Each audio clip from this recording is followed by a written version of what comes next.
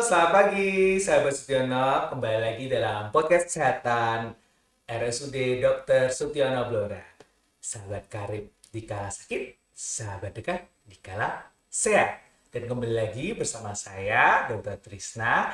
Dan pada hari ini kita akan membahas kembali podcast kesehatan dengan tema-tema yang tentunya fresh, juga terkait, juga relate ya dengan kehidupan masyarakat kita sehari-hari. Dan sudah bergabung dengan saya pada hari ini kembali lagi dengan psikolog anak dari RSUD Blora. Halo, selamat Hai, selamat datang. pagi. Terima kasih Halo. dok waktunya. Bu Fani, gimana kabarnya? Puji Tuhan baik. Baik, kita hari ini mau ngobrol-ngobrol lagi nih. Iya, Ya, Bu Fani, kita temanya hari ini menarik nih. Tema ini tes sahabat Sutiono. Ini sesuatu yang mungkin ada di masyarakat, mungkin juga dekat juga dengan beberapa sahabat-sahabat Sutiono yang ada di di rumah masing-masing. Hari ini kita akan membahas mengenai autism atau kita spektrum autis ya, gangguan autis. Nah, gangguan autis. Dan autis ini penanganannya sebenarnya kan secara komprehensif. Kita akan melibatkan ada dokter anak, ada psikolog, kemudian ada terapis juga. Dan hari ini kita akan membahas mungkin akan lebih dalam lagi dari sisi seorang psikolog anak ya. iya, oke. Oke. Kalau pengalamannya menangani anak-anak autis sudah ya, sudah Ada, sering ya, ada, sudah sering ya. ya. Ada beberapa pasien dari kami itu juga didiagnosa autis. Jadi ya adalah Hmm. pengalaman di sana Hmm. gitu. Oke, sebelum kita lebih lanjut, mungkin kita akan harus mengenal dulu ya. Tak kenal maka tak sayang.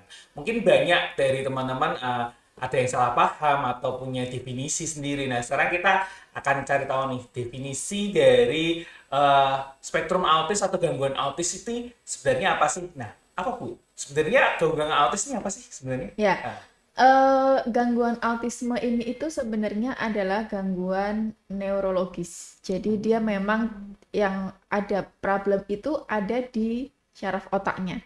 Makanya disebut dengan gangguan neurodevelopmental. Itu gangguan yang disebabkan karena ada gangguan di syaraf pada otak yang mempengaruhi beberapa aspek dalam kehidupannya, misalnya aspek komunikasi, kemudian aspek sosialisasi.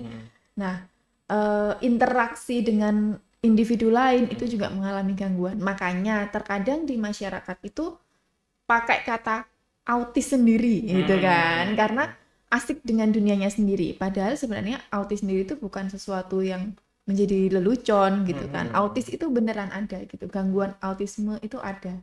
Begitu, Dok.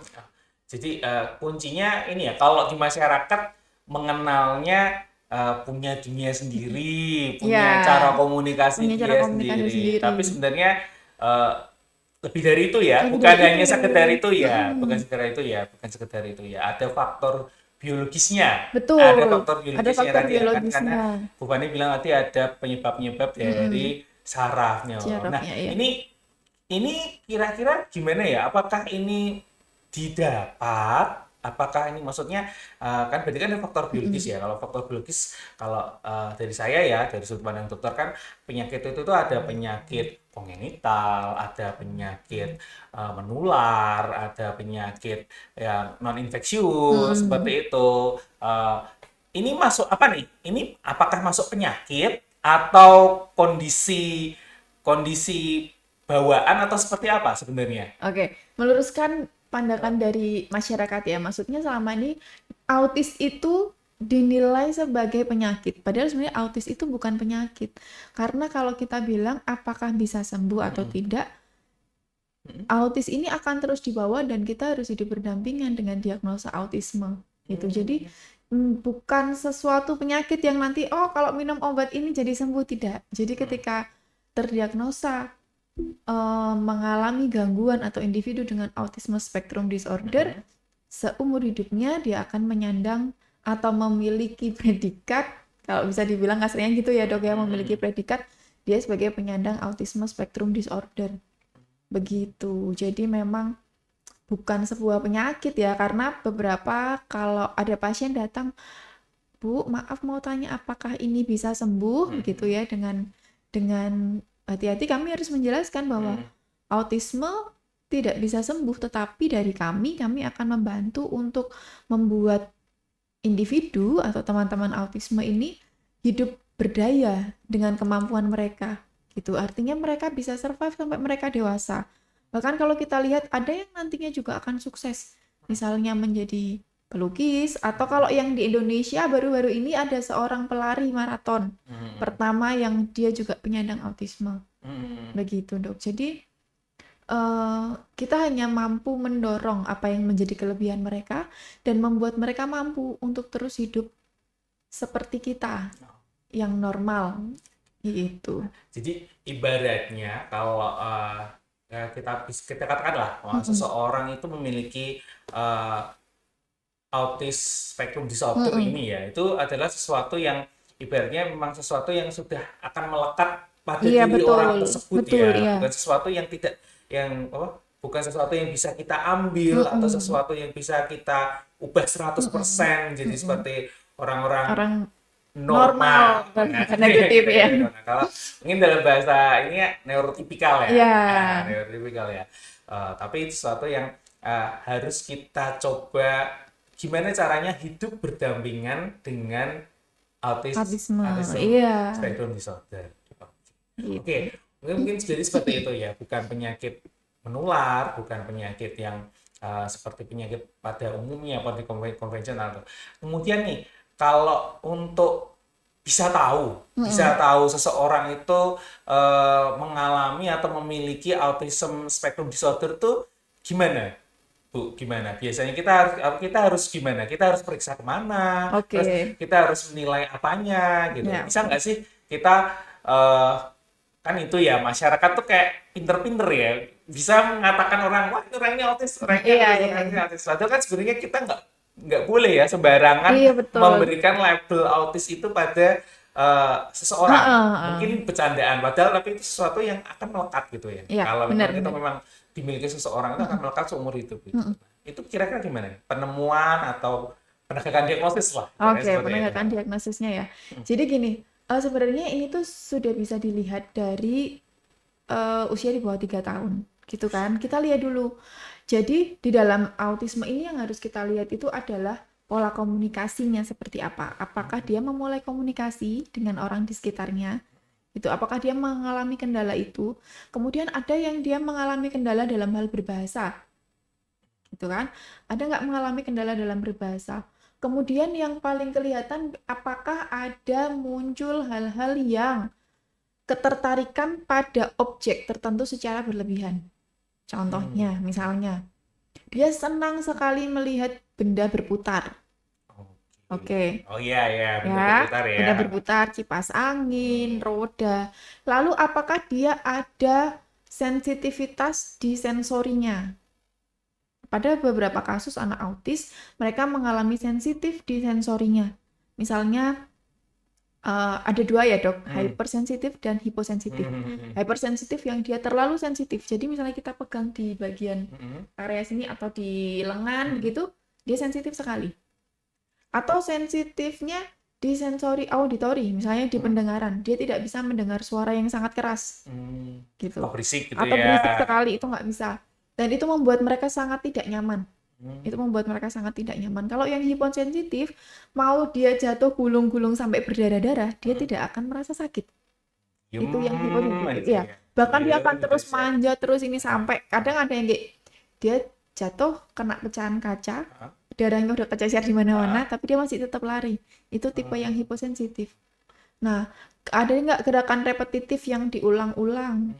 Misalnya kayak flapping tuh gimana ya? Saya harus membahas gini. Gerakan gitu, aja. Gerakan gini ya, gitu ya.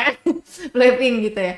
Flapping atau ada yang dia itu membenturkan kepala ke tembok. Ada yang seperti itu gitu. Dan itu sudah bisa kita amati dari usia 2-3 tahun itu sudah bisa. Jadi 3 tahun tuh sudah mulai muncul gitu. Ketika mulai bersosialisasi. Nah, itu sudah bisa. Berarti misalkan nih bayi baru lahir dalam kandungan 1 tahun pertama, itu sebenarnya kita belum bisa ya. Belum bisa melihat kalau anak ini nih punya bakat-bakat autisme gitu, kita belum bisa ya. Baru bisa bisa kita nilai ketika usia tadi berapa? 2-3 2 tahun. 3 tahun waktu Ketika dia mulai perkembangan ini ya, sosio-emosionalnya sosio sudah mulai emosionalnya sudah berkembang. memang usia-usia ya waktu itu Gitu. kan memang usia-usia anak sudah harus dikenalkan atau mulai belajar interaksi-interaksi Ya, sederhana, berinteraksi, betul. interaksi-interaksi Ya, sederhana dalam bersosialisasi. betul Contohnya itu sekali. ya tadi ya, Gitu. menangis, ya. Tidak harus dengan kata-kata ya. Bisa At- kita lihat dari perilaku ya, betul, bisa dan dilihat dari ada perilaku. nggak kontak mata? Itu Kontak yang mata. paling kelihatan. Jadi yang paling terlihat dan paling menjadi biasanya kami jadi catatan khusus itu di kontak mata. Apakah ada kontak mata atau tidak gitu. Itu juga akan menentukan ke kami untuk melakukan asesmen selanjutnya. Kalau kontak matanya belum ada, kita harus assess untuk memastikan apakah benar autism atau ada lain gitu. Kalau kontak mata itu juga umur 2 tahun tuh harusnya sudah bisa Sudah ya? bisa. Sudah bisa Bahkan ya? dari dia sudah mulai apa ya? Mulai bisa berkomunikasi dengan orang tuanya umur apa ya? 6 bulan ya. Iya. Itu sudah mulai terlihat biasanya, ya. tapi tidak akan kelihatan kalau sudah Ketika sudah mulai usia ya sudah lewat 1 di atas tahun, tuh 2 ya, tahun 1 gitu tahun ya. ke atas gitu ya. Ya, itu mungkin bisa dibandingkan dengan ini ada alat nggak sih tuh? Ada alat nggak sih Ada untuk asesmen khusus. untuk asesmen untuk Ada asesmen khusus yang kami punya untuk melakukan kalau penegakan untuk orang diagnosa. awam, untuk masyarakat awam ada nggak? Bisa diakses nggak? Oh, tidak bisa Tidak gitu bisa ya. ya. Itu kami Bisa konsultasi. konsultasi, Nah, betul. kalau sahabat Sutiono sudah menemukan nih mungkin anaknya sendiri atau mungkin ponakan atau mungkin tetangga yang merasa cara komunikasinya, atensinya Nah, seperti itu ya, atensinya iya benar. nggak gitu. Itu mungkin bisa mulai berkonsultasi, bisa ke sekolah anak, bisa ke dokter Ke anak dokter juga, anak ya, ke juga dokter bisa ya. anak dulu. Karena Kalau sekarang kan bisa BPJS tuh. ya, Jadi bisa juga misalnya datang ke Vaskes 1, kemudian Vaskes 1 kasih rujukan ke dokter anak. Nanti dokter anak akan merujuk kembali akan ke psikolog atau akan ke dokter rehab medik. Gitu kan. Jadi kami terintegrasi. Yang kita lakukan untuk melakukan penanganan ini bukan cuman dari kami aja sebagai psikolog, tapi ini akan terintegrasi dengan teman-teman yang lain sebagai tenaga medis yang lain gitu dong.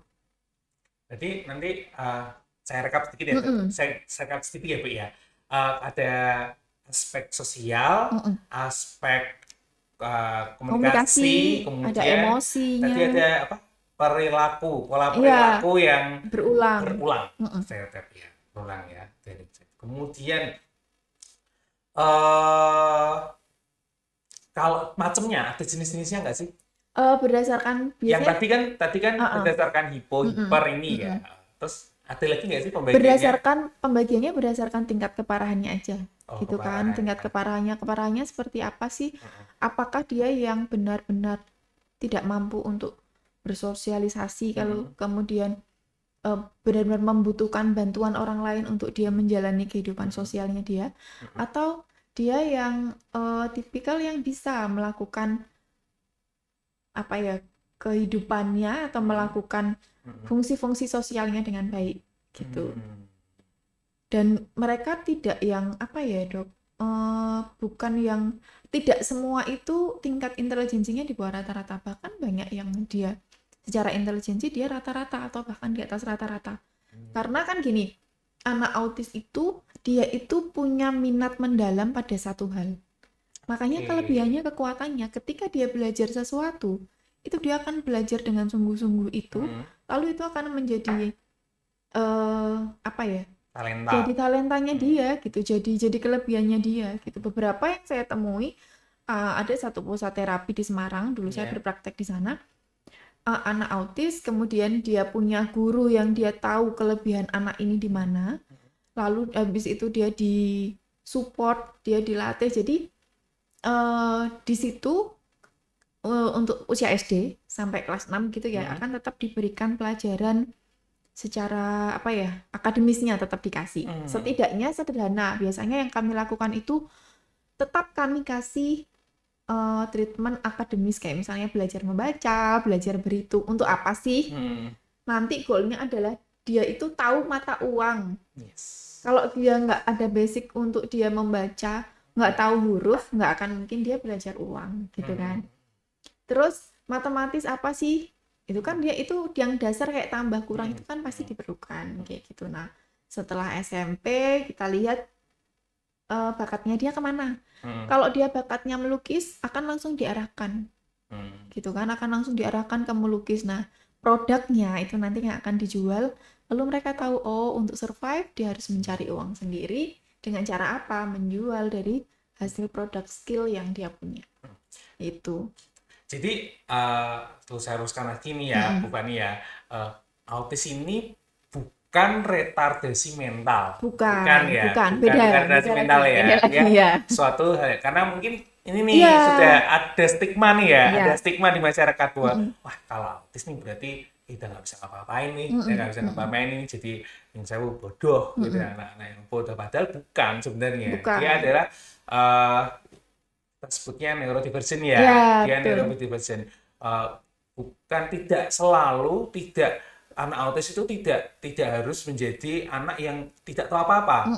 Bisa, dia bisa belajar, dia bisa punya kemampuan kognitifnya tetap bisa bagus, bahkan mungkin bisa menonjol ketika dia tadi disebut ya, hyperfokus. Karena saya itu melihat ada sedikit riset ya, itu beberapa orang-orang yang memiliki autism spektrum disorder ini bisa ada yang jadi artis bahkan, Iya, iya. ada yang jadi artis. Ya, ada di Amerika itu di salah satu ajang pencarian bakat itu dia bahkan menjuarai pencarian bakat itu gitu, Iya. karena dia kemudian dia bakatnya musik ini. Iya, Dia gitu. prodigi, dia sangat berbakat sekali dengan ketika dia bermain musik, memainkan alat musik dan bernyanyi, luar biasa sekali. Tapi memang ketika dia berkomunikasi secara normal, secara sama saya dengan orang-orang biasa kelihatan sekali Iya, dia memang ada betul. kekurangan di Ada sana. kekurangan di sana. Ada kekurangan di sana. Tapi bukan berarti dia bodoh ya, Iya, itu ya, bukan, dia bukan bodoh ya. gitu. Dan bisa survive, Bisa bisa survive, banget. bisa Nah, survive. apa nih yang bisa menentukan bisa Oke. survive atau enggaknya? Nah, Ah, yang menentukan dia bisa survive apa enggak tentunya adalah dukungan orang tua, gitu kan? Karena kita nggak bisa lepas sih dari dukungan orang tua. Yang membuat anak-anak ini akhirnya mereka tetap percaya diri itu karena orang tuanya itu mendukung mereka gitu, tahu apa yang menjadi kelebihan mereka. Dan yang paling penting, semakin cepat teman-teman atau individu dengan autisme ini mendapatkan diagnosa, lalu kemudian dia distimulasi dengan baik di situ, semakin cepat semakin baik gitu. intervensi dini ya, Intervensi dininya harus main Nah, gitu. sejak usia berapa nih kita bisa mulai masuk Oke. treatment? Nah, kalau ditanya sejak usia berapa, dari umur 3 tahun itu sebenarnya udah bisa, Dok. Semakin muda usianya, bukan semakin kecil usianya. Kalau di treatment umur 2 tahun gitu ya misalnya, kok orang tuanya merasa anakku sudah ada yang berbeda Beda. gitu kan. Sebelum ditegakkan diagnosa pun itu sudah bisa untuk diberikan stimulasi. Dan makin cepat mendapatkan penanganan atau makin cepat di treatment mendapatkan stimulasi itu prognosisnya itu semakin baik atau dia kan perkembangannya makin baik gitu. Jadi Karena akan semakin diarahkan iya, ya, semakin sudah diarahkan diarahkan, lebih dini anak kemampuan dia kan anak itu kan masanya belajar ya, iya, dan masih masih belajar ya, apa ya, mudah-mudahnya dia mudah-mudahnya dia untuk masa dia belajar untuk gitu. menyerap ini ya pembelajaran. Gitu. Berarti sejak dia sudah ada gejala, sudah bisa tegak, sudah bisa diberikan intervensi. Betul, Ya, ya. walaupun mungkin juga, tapi memang sih, ya Bu ya, saya ngelihat di sini pun di RST Blora, ketika anak mungkin ada yang periksa nih pengontrol ke poli anak, ada gangguan tumbuh kembang, ada gangguan perkembangan, itu sudah bisa langsung diberikan treatment ya di sini ya. benar, Mesti langsung kita arahkan untuk ke konsultasi juga ke Yes, psikolog benar anak, banget, ya. konsultasi juga ke bagian rehabilitasi medik Ya. ya, sesuai dengan gangguan-gangguan Gangguannya, yang kayaknya. gitu. Kalau misalkan gangguan bicara, di sini kita akan terapi dengan terapi bicara. Punya ya kita ya Ada di sini ya. dong, ada terapi Ya. bicara, ada Oke. terapi okupasi Iya, kalau ketika gitu. dia ada gangguan apa ya, okupasi itu berarti Sensornya, apa? ada di Sensornya sensornya, ya, ya, gitu. kemampuan motorik, Kemampuan motorik, pasang ya. halus itu Betul. nanti sama teman-teman Teman-teman okupasi terapi ya. terapis, gitu. Jadi kami itu bersyukurnya di sini tidak bekerja sendiri, Dok. Iya. Karena kami jadi satu tim. Kalau misalnya kami ada problem untuk menangani pasien dengan Mm. gangguan neurodevelopmental misalnya, Mm. nggak cuman autis, dengan gangguan-gangguan yang lain. Karena di sini sudah komplit banget gitu terapisnya, jadi kami bersyukurnya kita bisa saling saling apa ya, bekerja sama lah untuk membuat pasien ini semakin cepat penanganannya, lebih cepat berdaya Iya. gitu. Berdaya, kuncinya itu ya. Iya, benar. Kuncinya berdaya Kuncinya itu ya. berdaya. Kuncinya berdaya. Anak menjadi bisa berdaya. Dan treatment anak per anak itu belum tentu sama. Betul, ya? beda-beda. Beda-beda ya. Berdasarkan dengan kondisinya dia. Gitu, Jadi, kebutuhan anak beda-beda ya gitu. kan ada ya, mungkin kan ada beberapa orang tua yang merasa, aduh anak yang ini kok bisa lebih cepat kayak gini Ya, ya, anak itu ini bisa lebih cepat ini ya, anak saya kok masih belum seperti gitu ini. ya. Padahal memang penilaiannya berbeda ya, Penilaiannya masing-masing berbeda. punya goal sendiri-sendiri. Betul. Karena mungkin yang satu derajatnya lebih berat, Ya. yang satu derajatnya lebih ringan, yang Ya. satu punya masalah di apa misalkan Misalnya bicaranya, yang satu komunikasinya, masalahnya ya, di yang satunya sensornya. ya itu akan tentu berbeda satu dengan yang lain. Makanya seperti kita punya apa ya, target perilakunya itu berbeda-beda tiap anak. Kemudian setiap pertemuan yang kita berikan itu akan kita sesuaikan dengan apa yang menjadi target perilaku. Mana yang paling kita kejar gitu, mana yang mau kita tingkatkan kemampuannya gitu. Kalau kemudian ini pertanyaan ya, pertanyaan-pertanyaan seputar autism. Bisa nggak sih sekolah di sekolah formal? Atau harus sekolah inklusi? Ya, atau khusus seperti itu? Kalau dibilang inklusi artinya yang normal bisa berdampingan dengan yang Oh iya, mengalami problem gitu kan. Iya. Semakin baik kalau misalnya ada sekolah inklusi gitu kan. Tapi sebenarnya tidak menutup kemungkinan kalau dia mau di sekolah normal. Nah, pertanyaannya apakah di sekolah normal, di sekolah umum Iya, gitu ya. sekolah umum. Pertanyaannya apakah sekolah ini menerima atau tidak Oh, gitu. iya. Terkadang terbatas dari regulasi juga kan Iya. gitu.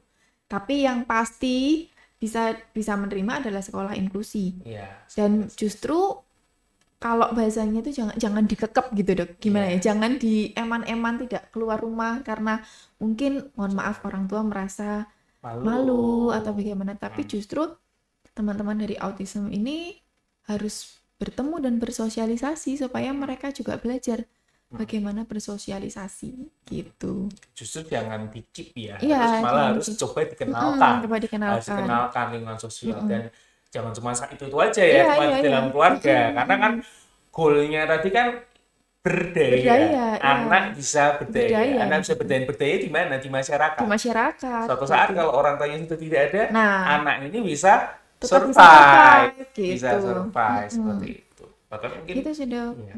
Oke. Nah, ini nih yang mau ditanyakan sering ya. Ini ada kan tadi ada faktor biologisnya ya. Kalau keturunan tuh berdampak nggak sih? Ada apa ya?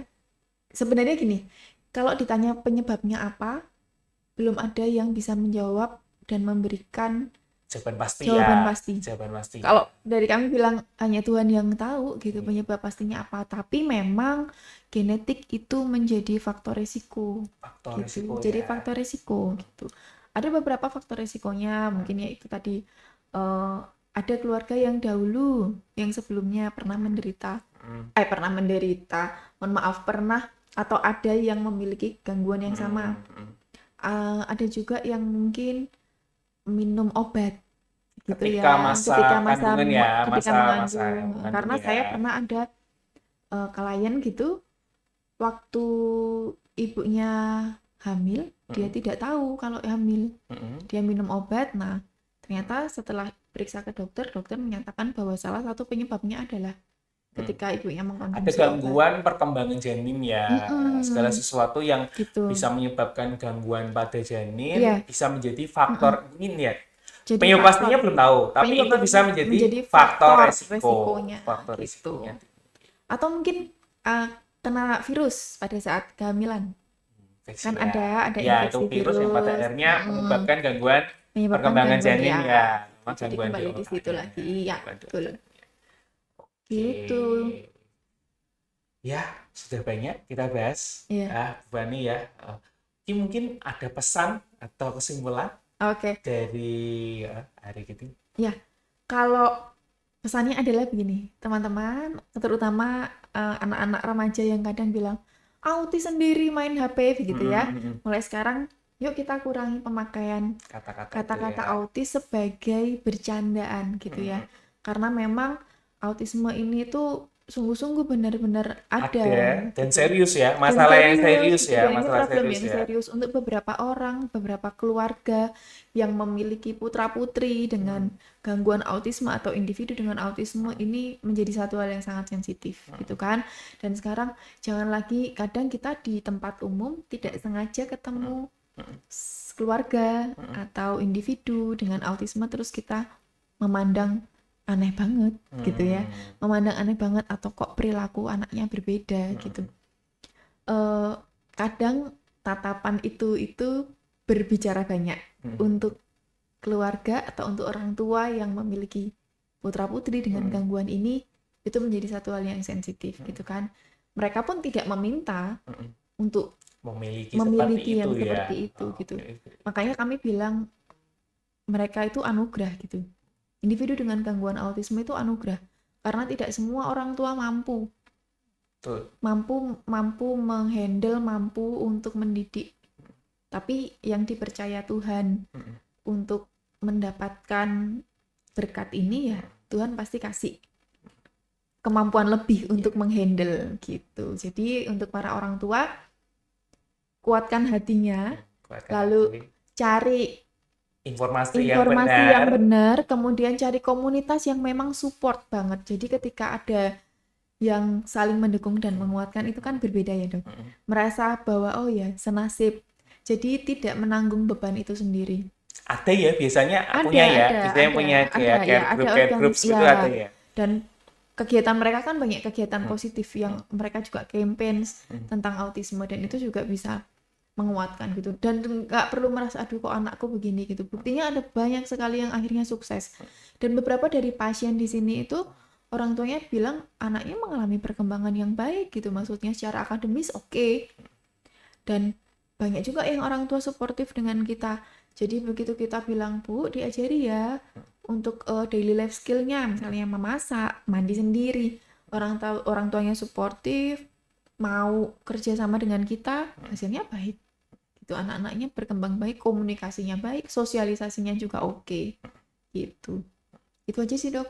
Oke, terima kasih Bu Fani. Informasinya Sama-sama, menarik dan iya. berguna sekali buat sahabat-sahabat Sutiono, sehingga lebih tahu dan kalau teman-teman sahabat Sutiono menemukan atau merasa ada saudaranya, putra-putrinya, mungkin tadi yang sudah disebutkan ya, ada gejala-gejala seperti itu, jangan ragu-ragu untuk memeriksakan diri, jangan mendiagnosis sendiri, Betul, ilmu ya. itu ya, jangan Karena ada mendiagnosis yang kayak sendiri. gitu, Eh, cari di Google gitu internet, kan, dari ya. Aduh, Google, anakku autis, lebih jadi baik psikolog dibawa ya. online, dokter online sendiri, pakai ilmu-ilmu dari Google.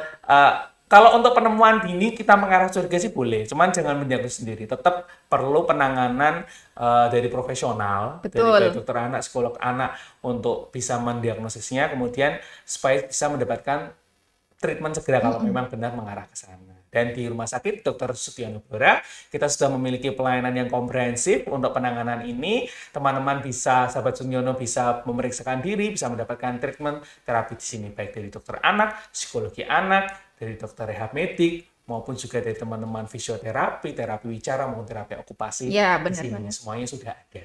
Ya, Seperti itu. Terima terima kasih, Bu kasih. Fani. Kita Iya. akhiri untuk podcast pada siang hari ini. Terima kasih buat ilmunya. Oke. Semoga bermanfaat buat sahabat-sahabat Sutiono Explora. Kedepan kita masih akan banyak ngobrol lagi ya, Dok ya. Iya, Bu siap. ya. Iya. Kita akan banyak ngobrol lagi soal masalah-masalah di dunia psikologi Psikologi, anak sih, iya. ya. Psikologi Oke. anak. Itu sahabat Siono, terima kasih sudah menikmati, sudah menyaksikan, sudah mengikuti podcast kesehatan kita pada hari ini supaya semoga semua ilmu bisa didapatkan, bisa menjadi manfaat dan berkah bagi sahabat-sahabat Siono semuanya. Terima kasih, saya Dr. Trisna dan juga Bu Saya Bu Fani. Fani. Iya, kami undur diri dulu. Rumah Sakit Dr. Sutiono Blora, sahabat karib di kala sakit, sahabat dekat di kala sehat. Sampai jumpa.